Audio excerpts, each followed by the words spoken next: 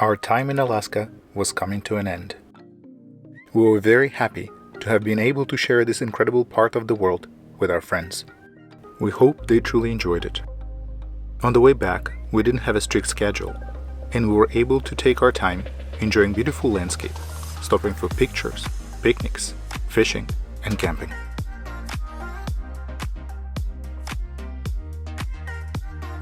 While driving through Yukon, we stopped in an area where we had seen rams a couple of years ago, but this time we were not so lucky, and we had to settle for some gorgeous views.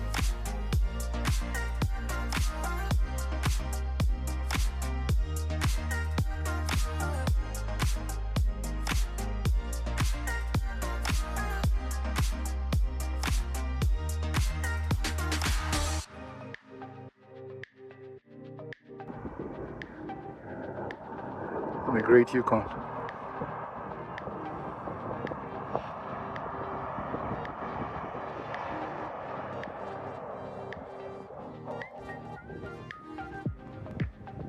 We saw a group of bighorn sheep in British Columbia. They looked a little shabby because they had started changing their coats for the winter. The shedding period begins between June and July.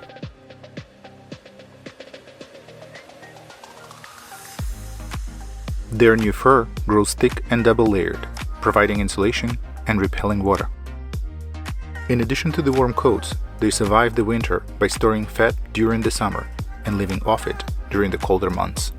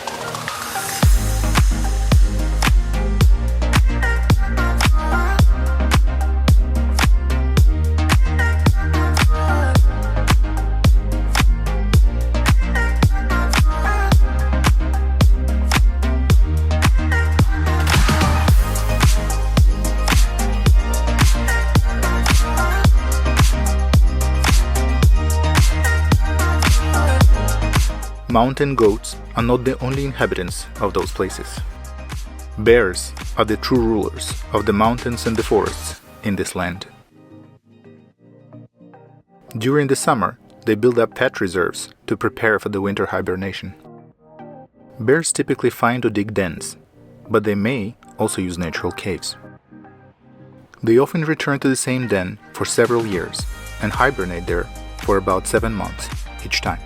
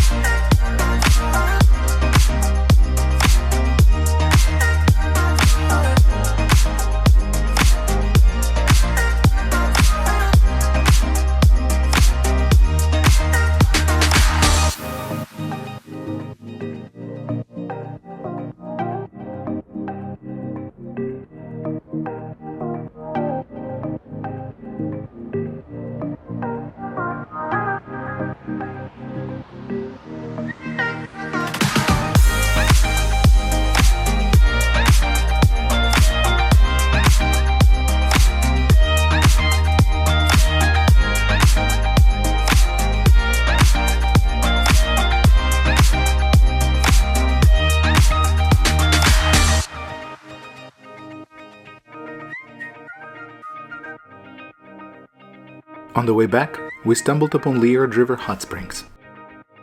It was a great place to take a break from driving, cook a meal, and relax in hot baths. Here we are at the Liard River Hot Springs, which has an awesome camping site and obviously the hot springs. So we're gonna go bathe and experience the hot springs. Interestingly, they have an electric fence that keeps the bears away, and to pass through it you need to go through a gate. For pedestrians, where there is like electricity insulator that protects people from being electrocuted. Not something you see often.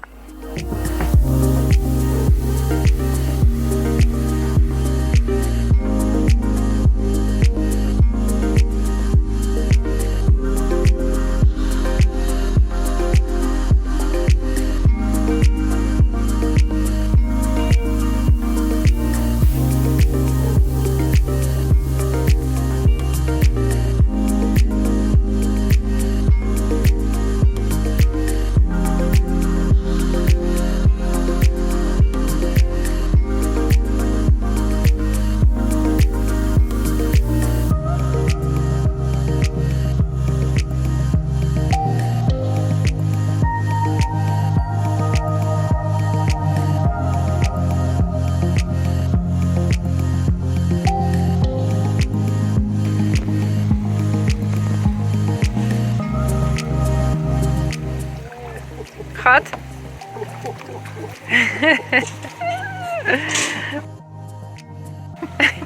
So hot.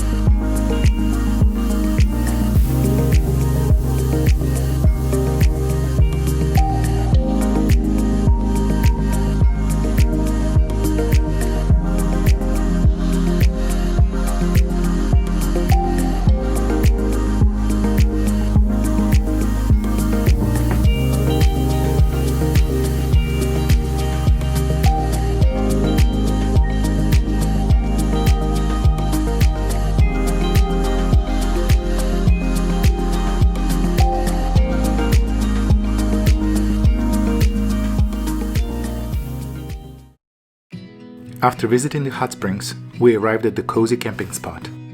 Maria immediately went fishing in a nearby river and caught a few Arctic graylings, just enough for dinner.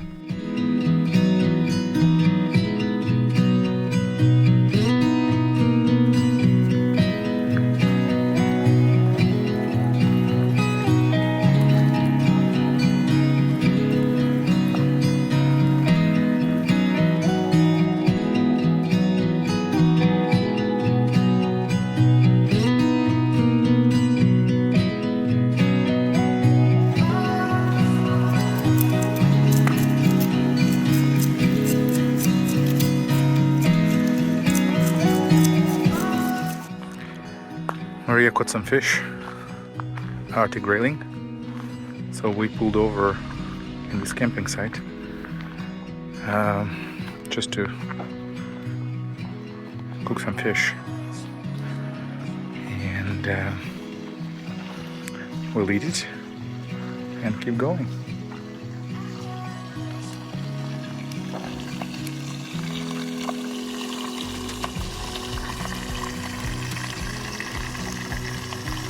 Arctic grayling?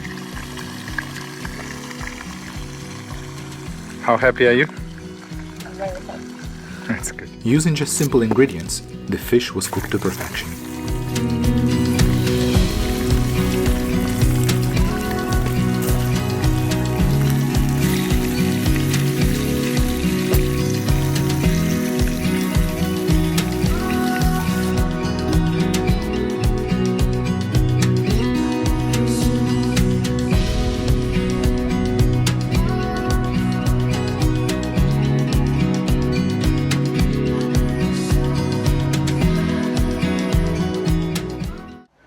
We're in our last camping site in Yukon.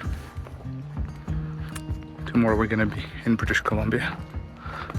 We have set up camp. The camping site is very crowded.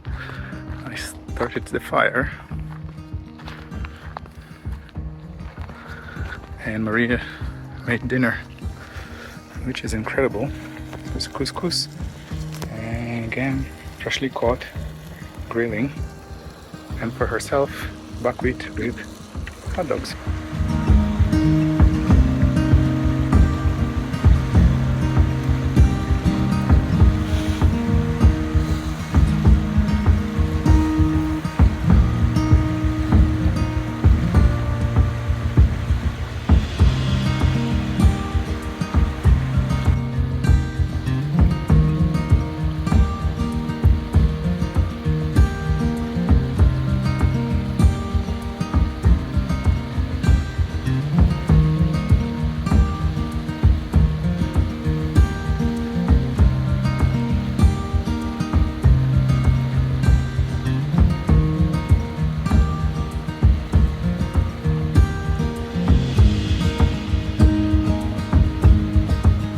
After dinner, we took a short walk around the area and discovered a family of beavers. The beavers were very curious about us. They swam and dove around us, constantly sniffing our unfamiliar scent. Beavers have wide leathery tails that they use for various purposes, including steering while swimming, carrying logs, and warning other beavers of danger by slipping the tails on the surface of the water. It's hard to believe, but those incredible creatures can stay underwater for up to 15 minutes.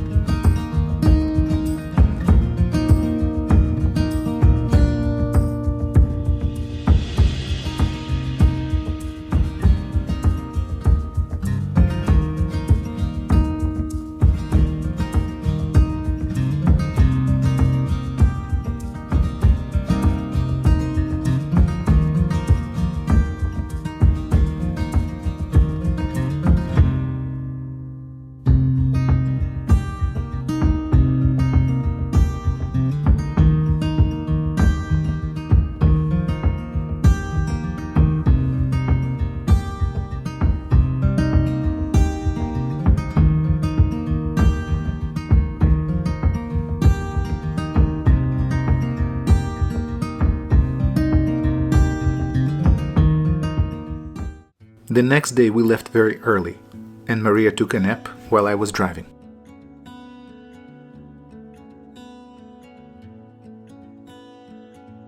Two hours later, we stopped for a coffee break. While I was making coffee, Maria tried to catch some fish for dinner, but this time she was unsuccessful. For days like this, we always have a plan B.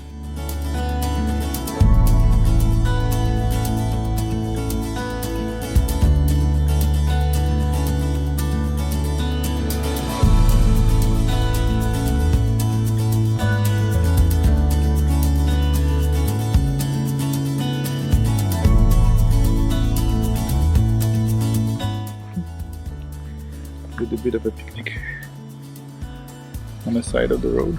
Well, not really. There's a camping spot. A wild camping spot. Somebody's already here. We already got our fishing gear out. Making coffee in a hurry. Somebody's over in the vehicle. They're sleeping. I hope we're not gonna wake them up. And my designated fisher, I think he's done.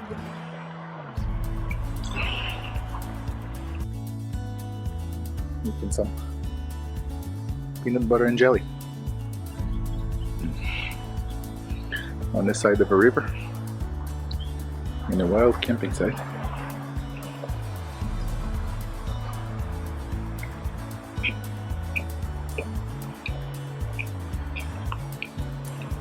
I wish we stayed here to sleep, but we don't have time.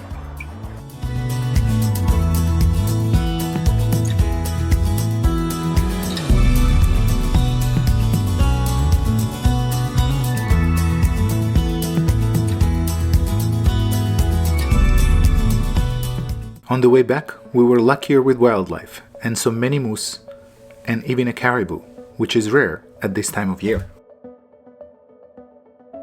Unfortunately, we couldn't capture footage of a cougar as it was walking along the road before nimbly disappearing into the forest. Nevertheless, it's always a pleasure to observe wildlife up close in their natural habitat.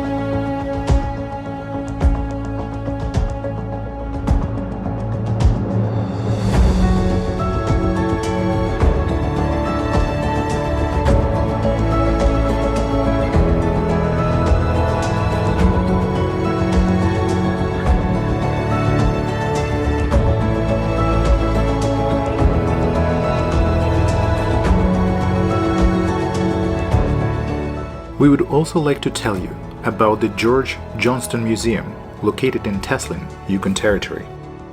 The museum features a large collection of Tlingit First Nations artifacts, including ceremonial regalia, hunting tools, and more.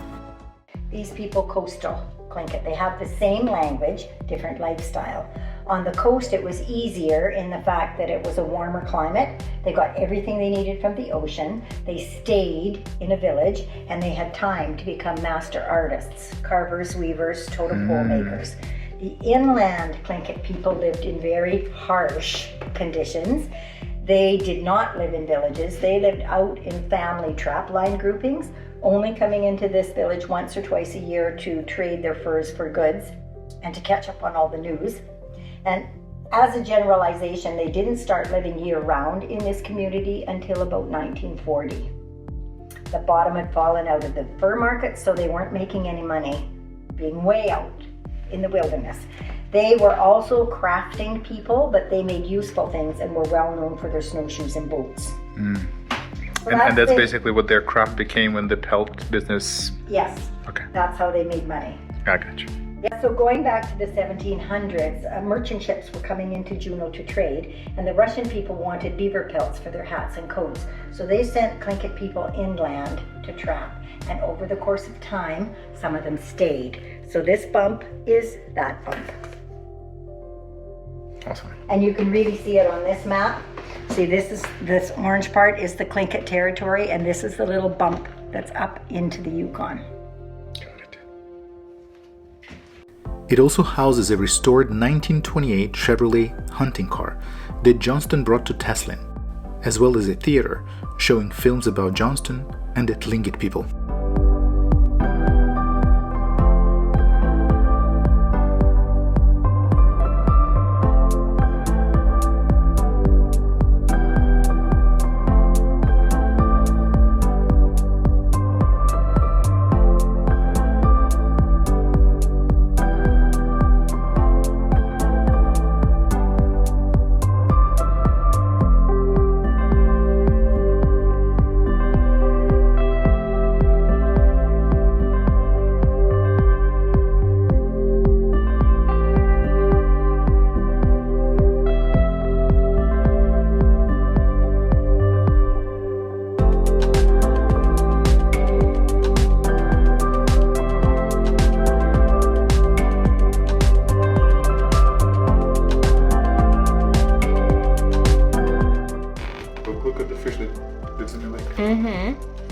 I'll just finish this about George.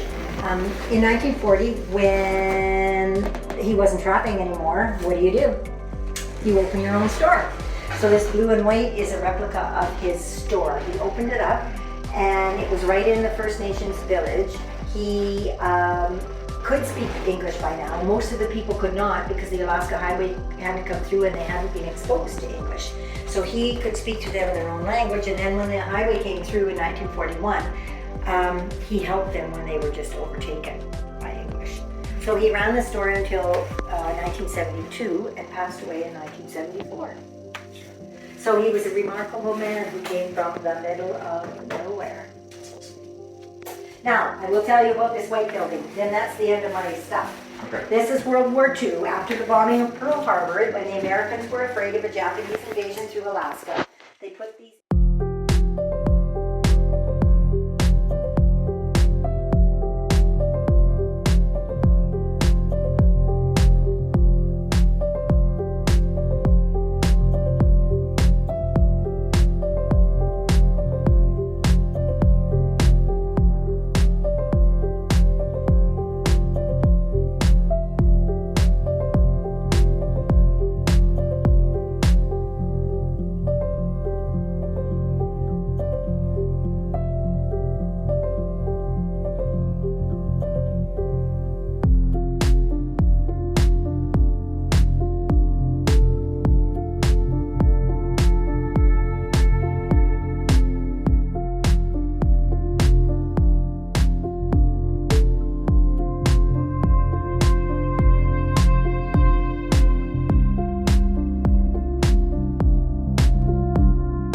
Our journey and mini-series to Alaska have come to an end.